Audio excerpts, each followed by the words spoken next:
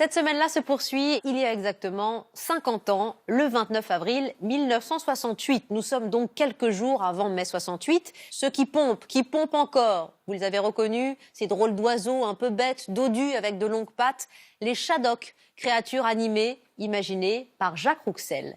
Des Shadocks qui pourraient paraître inoffensifs, mais la liberté de ton énerve. L'ORTF reçoit d'ailleurs un nombre important de courriers et même le programme est suspendu plusieurs semaines. On va revenir avec Adèle Alt sur le lancement de cet ovni de la télé à l'esprit révolutionnaire. Regardez. Le 29 avril 1968, les Français découvrent pour la première fois à la télévision les Shadocks. Ils pompaient dans la joie, ils pompaient dans l'allégresse. Une série télé au style révolutionnaire qui va rapidement créer un débat parmi les téléspectateurs. Au siècle où nous sommes, cette émission conviendrait mieux à des débiles mentaux. C'est suffisamment novateur, moderne, pour avoir marqué son époque. Il y a eu vraiment un avant et un après Shadocks. Retour sur un phénomène unique dans l'histoire de la télévision française.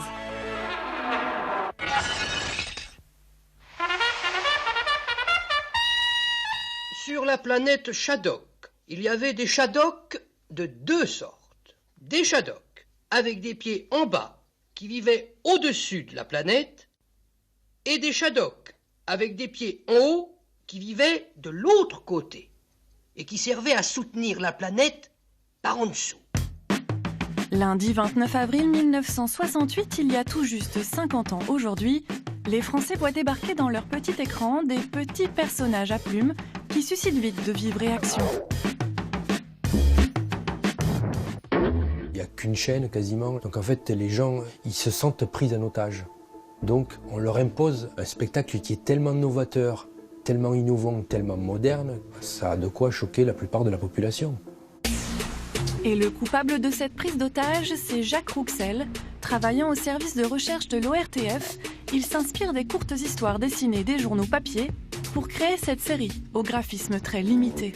Le marin Shadok avait observé que l'eau à l'avant des bateaux avait souvent tendance à se transformer subitement en iceberg, en cailloux, en baleine ou même en rien du tout.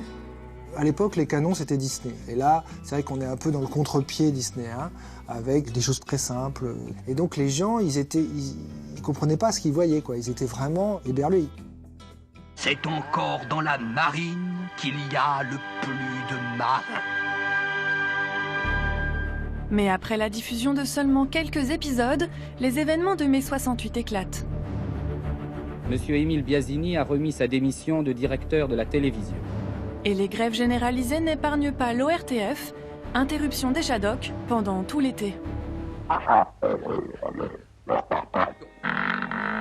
La légende raconte alors que l'épouse du général de Gaulle aurait milité pour le retour des Shadocks, qui plaisait à ses petits-enfants. Rentrée 1968, les Français retrouvent donc chaque soir ces oiseaux, dont certaines devises sont restées dans le langage courant. La première relevait du second principe fondamental de la logique Shadok qui disait « Pourquoi faire simple quand on peut faire compliqué ?» Mais le retour des Shadocks s'accompagne également de critiques de la part des téléspectateurs et la série va diviser les Français. Je trouve anormal que la télévision, qui a un potentiel intrinsèque de vecteur culturel, s'abaisse à diffuser un feuilleton comme les Shadocks. Il y a les gens qui sont furieux et parce qu'ils disent moi je paye ma redevance, j'ai pas envie de voir ce genre de bêtises, de stupidité, ça n'a ni queue ni tête, c'est mal dessiné. Et le professeur Shadoko était inquiet, d'autant plus que la planète Shadok recommençait à se déformer et donnait des signes de désagrégation imminente. Seulement les Shadocks séduisent autant qu'ils divisent. L'ORTF décide alors de faire un coup de poker sur le futur de l'émission et mise sur la mobilisation exceptionnelle des téléspectateurs autour de la série. On organise le premier référendum populaire pour ou contre les Shadocks. Et donc en fait, les gens vont répondre en masse. Vous mettez ça comme ça, voilà. On triera ça par la suite. La légende veut qu'il y ait eu autant de pour que de contre. Au siècle où nous sommes, cette émission conviendrait mieux à des débiles mentaux. Voilà mon opinion de médecin. Malgré les critiques, les aventures des Shadocks se poursuivront pendant 3 saisons.